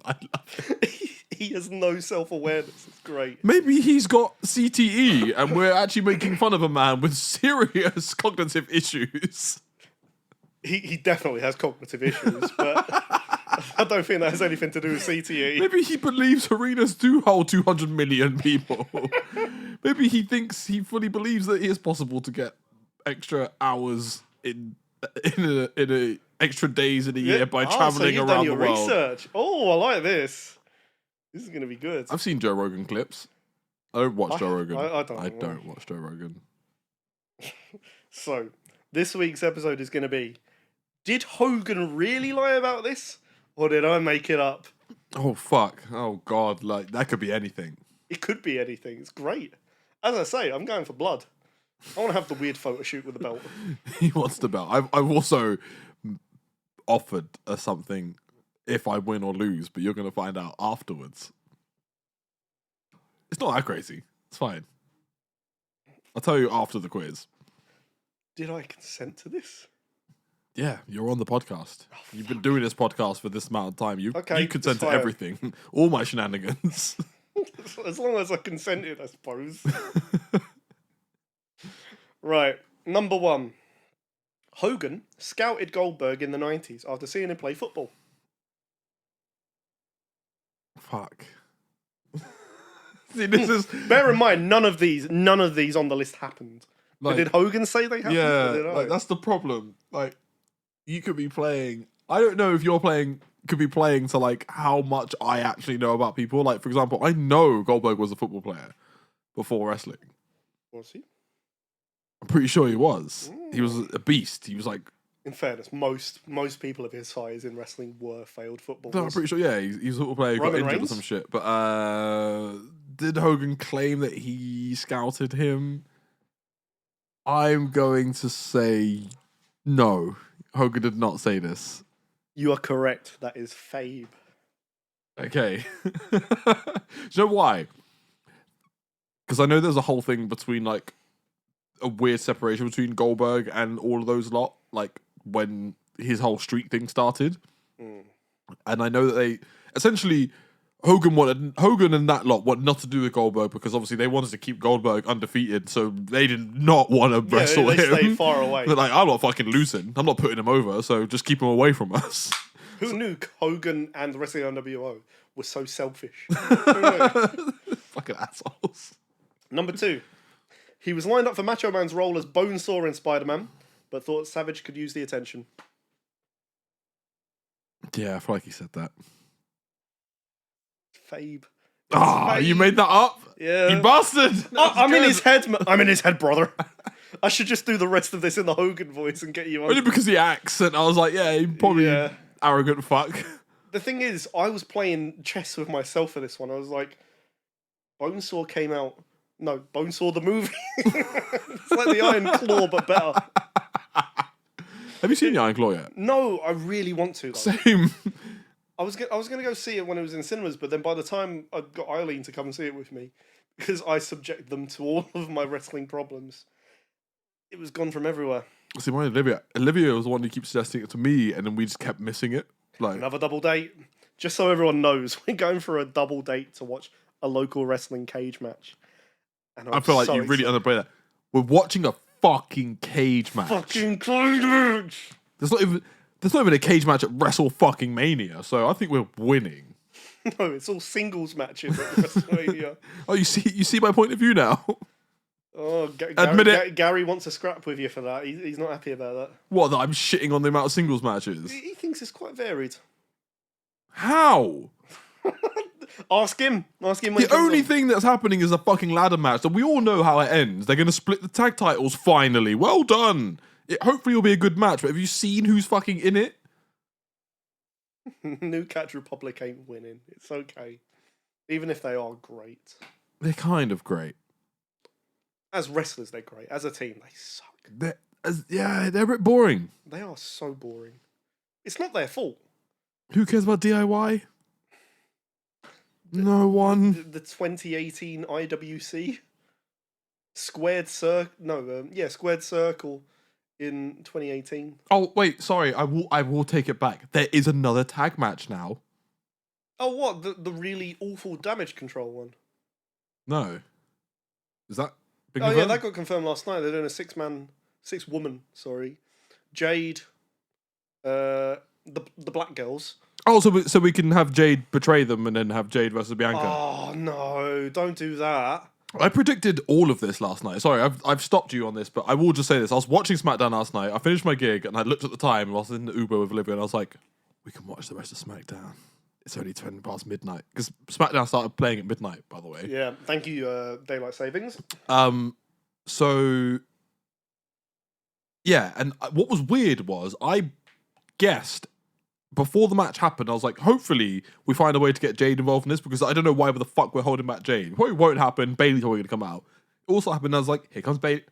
And then Jade came out, and I was like, holy shit. Like, I was sort of joking about Jade coming out, and I was like, okay, so now we can do the Jade betraying them, and we can have Jade versus treatment as well. So we can have her betray Bianca and have her versus Bianca at Backlash. Oh, don't do it at Backlash. That's a good match. If she learns how to wrestle in the next year. What do you mean learns? She's not terrible. Are we talking about Bianca or Jade? I know Jade. your feelings of Bianca. Jade ain't terrible. It's just a smarky opinion, and I'm aware of this. It's okay. They go Maxine I Dupree like hate Jade. on me. I think Jade, her potential is way up in the stars. And also, on a side note, I was drunk last night and making some wild hot takes, but I will say this. My other thing I was right about... Bailey's ass isn't real! My other thing I was right about was we're finally getting the race war that I've been trying to predict for the longest time. Yeah. It's the blacks versus the Asians! Race war! Race war! Race war! We've got 3 fire black women versus 3 fire Asian chicks. Let's go! Let's fucking go! One of them's from Australia. Australia. Dakota, because EO is not actually in the match. If it was EO instead of Dakota, it'd be 3 Asians. Yeah.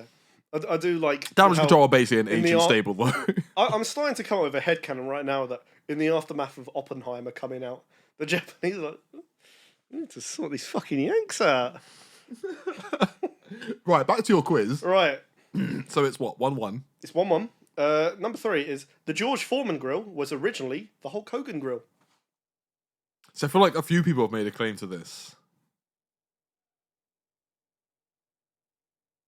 Yeah, Hogan said it. Hogan did say it. Yeah, Hogan said it. I didn't realise you were so up to date with your Hogan lies. No, I'm not. As in, like, it's a funny thing. Again, I'm going to tangent, but this will be a short one.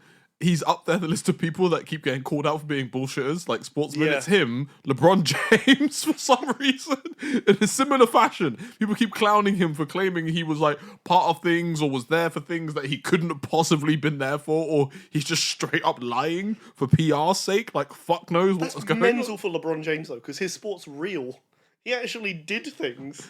No, there's things like he claimed he heard an album before, like, and like people then like claimed it was like, no, there's no way you heard the album before release, LeBron. Like, you weren't even like about to meet this person. To like, you're trying shit and like, yeah, he said some dumb things that people have like fact checked and be like, no, LeBron. Why do they do that? They had such amazing careers. Why do you bother? You're legends. Why are you chatting shit? It's funny. It is funny. But anyway, I think the fact that it's sad makes it funny. We've got number 4 here, and that's that he came up with a riff for Real American, and then he gave it to Rick Derringer. No, surely you didn't claim that he wrote the guitar riff. Oh, he did start in a band. I didn't know that. I didn't know that. But surely not. You are correct. Okay, thank fuck. He's not claiming he wrote his own theme song. Have you never seen the music video where he's playing the guitar but just doing that? My favorite Hollywood guitar. And the riff's this, bap bap bap, and they're like, bap, bap, bap, bap. And they're playing all down here as well, like. His fingers are on fire. When it's definitely just like chords, and it's like. The whole song, he's in Star Power from Guitar Hero. I will say, one of the best wrestling theme songs ever. I'm not an American. I'm not a racist. I love that song. I think It's Always Sunny in Philadelphia has given it a second life for me. Yeah. I can't lie, because they've just put a twist on it. Like, no, because they've used it a few times after that. Oh. And they've used it like in the most amazing and ironic, like them being just complete typical American assholes and then playing that theme, and it's like, yes, this is fucking great. They've taken it back in the most like toxic way. Like, it's hilarious. Reclamation. They're taking the power back. It's like, I am a real man. And it'd just be like just a bunch of like fat people, like, oh, you know, it'd be like footage of like a Black Friday like raid, like people just flooding in, like destroying a shop, and it's like that playing at the same time. Did they do it for the Philly riots after the Super Bowl? Literally, shit like that. You're burning your own shop to the ground. Fight for your rights! See, that's why the song is even better. Like, it's been given a great second life. Thank you, Hogan. Thank you, Rick Derringer. We got number 5. He once wrestled 400 days in 1 year. Yeah, no, I know that one. I know that one. And I've seen the clip because you see Joe Rogan's face. Like, bro, like, flying couldn't possibly add a whole month to a year. If I could turn back time. He's like, you know, because of flight times and like daylight savings and shit. And it's like, bro, like that's. I body slammed the Atlantic, brother. He's like, because like by his logic, if when you're flying from America to Japan, you add an extra 12 hours to the day, so you're doing a 36-hour day, and he did that so many times that he added a whole month to the year. He changed the rotation of Earth, so it just went a little bit slower, and there was 2 more hours added. But like by his logic, someone's actually challenged him on. He's like, no, but if you think about it, by the hours that I was awake, no, you just wrestled twice in a day. I was like, bro. You're just saying that you stayed awake for a long time. It didn't mean you lived 36-hour days. Why not just say that though? It's impressive. You wrestled 400 times in like what? Just say it. It's okay. You don't have just because. Also, not a big deal, by the way. I'm just gonna throw this out there. Like back in the early days of the NBA, teams would play 2 teams in a night.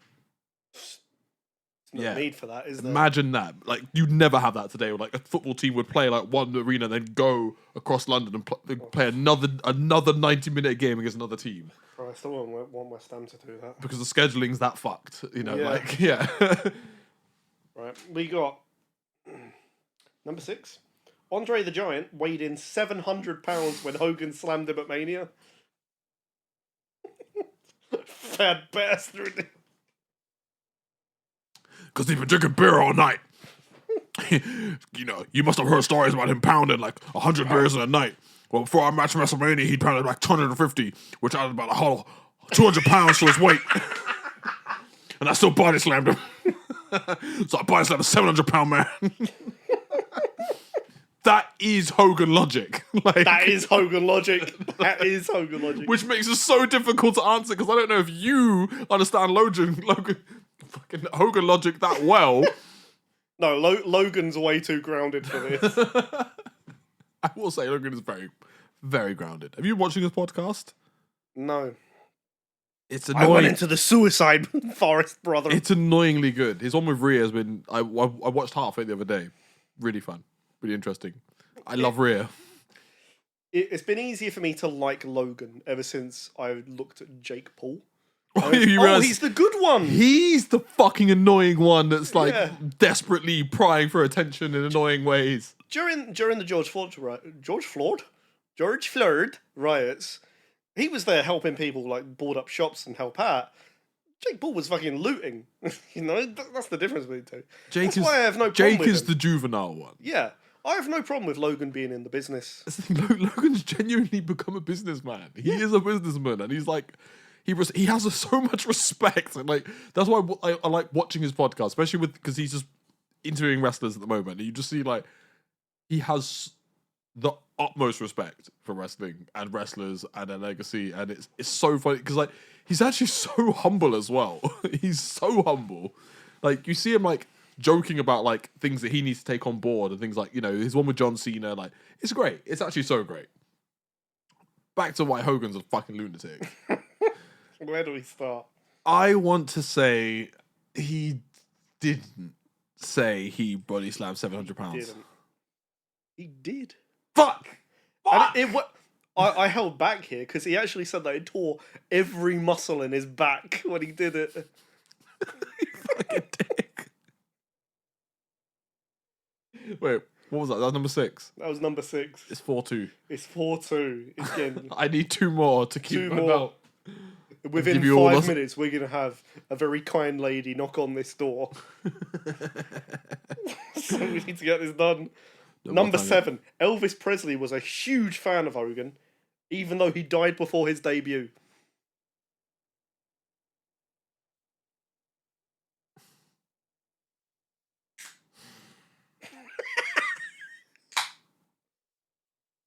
This is up there with LeBron level shit. This is. This is something dumb that Hogan and LeBron have said, like, up there. I want to say yes. He said this. You think he said that? I think he said it. He did say it. Yes! He did say it. Fucking idiot, bro. He's fucking stupid. He's so fucking dumb. He's like, I think, the problem is, he's a wrestler. He's a wrestler from a bygone era. And I think he thinks that people are still as stupid as they were when he was at his peak. And people, not just stupid, but he thinks people would believe things without fact checking, like they used to in the late 80s and early 90s. Like, people won't fact check things that Hulk Hogan's saying. It's like, bro, it's 2023 or probably 2023 when he said this, but it's like, bro, like, It was probably like 1990 when he said this. some people who have like got the internet where they're seeing you say this and they can just open a tab and just check. Fucking dumbass. He's a dumbass, but it makes me love him more. He's so desperate. It's given Hogan second life because he hasn't. When was the last time this man wrestled? Too recently. Probably like 2012. In like fucking TNA. In the Yapapai strap match with Ric Flair. The Yapapai. Trying to relive his NWO days. I'm one of the biggest names, brother. I can run this company. I body slam you, but I tear every muscle in your back. I've only had 5 spinal fusions. On a similar note, he outdrank John Belushi in 1986 after his death. After his death. Well, that's technically true. He's out drinking him to this day. He said that he outdrank him in one night after he died. He was already dead when he claimed he'd done this. No, he didn't say this. He did. He fucking did. Fake. Okay, what? That's 5-3. That is 5-3. Oh fuck! I need this. I need this. Oh, it's getting tight. I need this belt. Number 9. He had a match with Antonio Inoki where he beat him up so bad he died and he was brought back to life with CPR.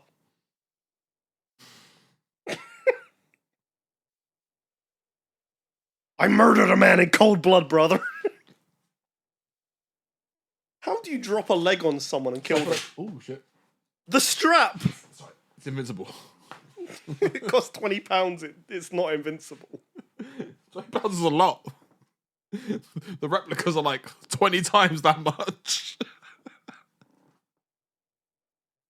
Right. Oh, you know, I'm trying to like ignore the way you said it, and trying to remember the bullshit tone he takes when he's like trying to be factual. I'm trying to the Joe Rogan Say face. it for the people. It's like, I once had a match. Could you believe? Oh, I wouldn't believe. No, funnily enough, Hulk. Beat him so bad. To be resuscitated in the ring. Then we went five more minutes. I finished him with a leg drop. 5-star match. I dropped a leg on his heart, brother. I brought him back. I told him, we ain't done yet, brother. And he got I it. put my hands on his chest to cover him. I went, 1, 2, 3. And his heart started beating again. He kicked out before the 3. That's why I knew we had to fight him. I'm going to say yes. I'm going to say he said this. You fucker, you've won. You've won. It was true. Well, all of them true. Did he say all of these things? No. Only specific ones. I want to see how close we can get here. Number 10, he wrote a song about wrestling in honour of a dead child. Neither the match nor the child existed.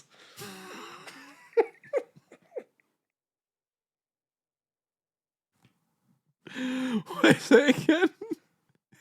He wrote a song, or he sang a song at the very least, about wrestling in honor of a dead child. Neither the match nor the child existed. Oh, Jesus Christ.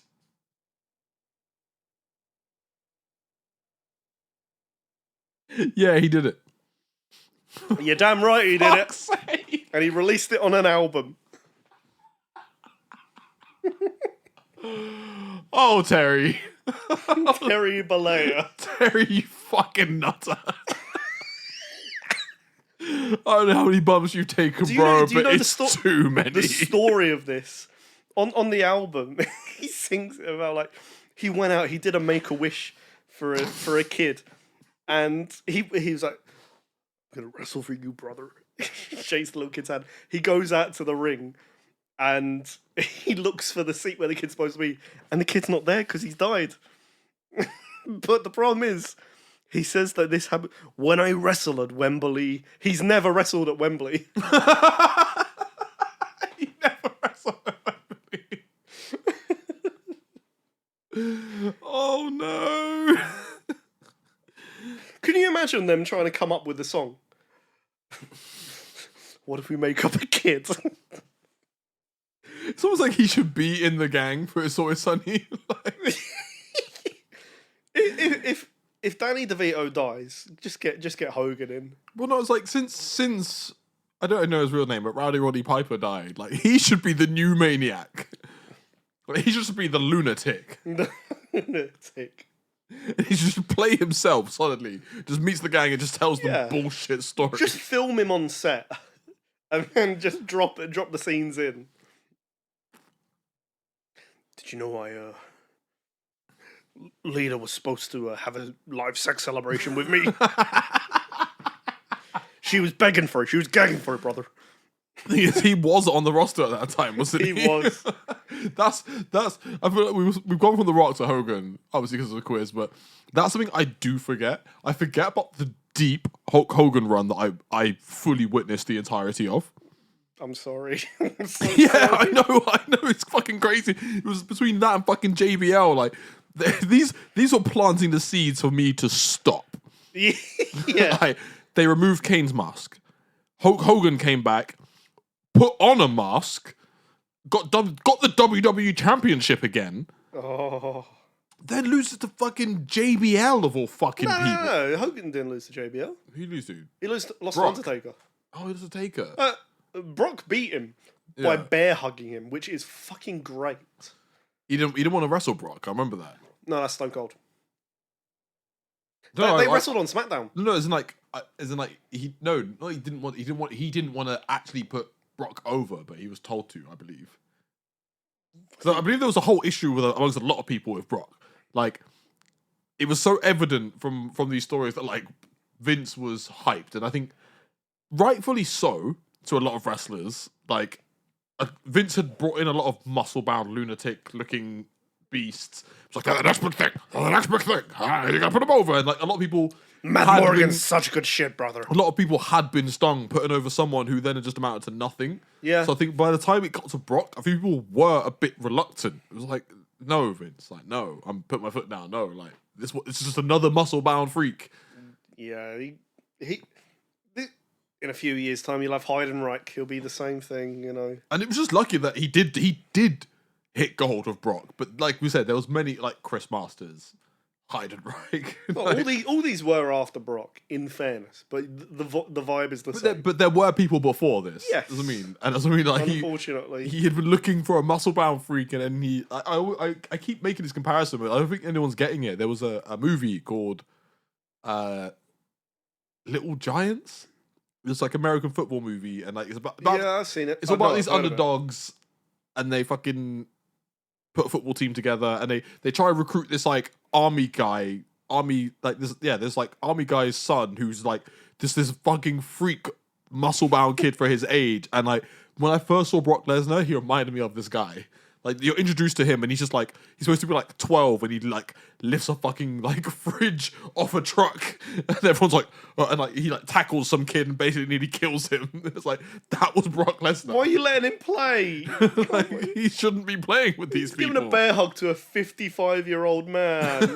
Like, also, are you aware of the fact that The Rock is now older than Hulk Hogan was in that WrestleMania 18 match. Steroids are a hell of a thing. They are a hell of a thing. They don't do good to your long-time health. Like, they are the worst part of Be Yourself, because the reason he wasn't getting any films back in 2004 is because he tried to lose the weight. And then if I just get really beefy by using steroids, people will love me. Be Yourself does not work. Be someone else, kids. Be someone else. Be The Rock if you can. Like, oh, fuck yeah, be The Rock. And let's be honest, that's largely maybe potential growth hormones and whatever, but genetics. Genetics will always win. Genetics. Genetic freak. He's genetically built. Like, I've got this ongoing joke. I was like, I'm worried The Rock's gonna be like some mutant. Like, as he gets older, he's just gonna keep like evolving into this giant muscle to the point it will become like unmanageable. Like, he'll become slowed and like unable to move, but not because like his muscles are breaking. No, they're just too big for him. He walks with his arms like a gorilla. He's gonna start looking like a tank from fucking Left 4 Dead. Like, he's just huge. Like him and Brock Lesnar fused or something, and it's just like, like interviews with The Rock. He's gonna be 80, and it's just be like the interview steps in his room with this giant muscle with a head, and it's like, Dwayne. He can still do the people's eyebrow though. He never lost that. And then 1999 Shirt Rock comes out and goes, Boomer!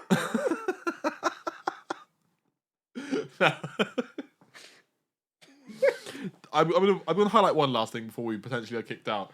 Amongst this whole document, there's one thing we did forget, but maybe we can get onto that in the next episode. It's the forgotten feuds, isn't it?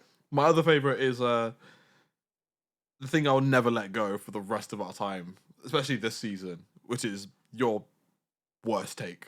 What? WWE has learned from their mistakes. This whole feud is them learning from their mistakes. Is it though? Yes. What's going on with Seth, man?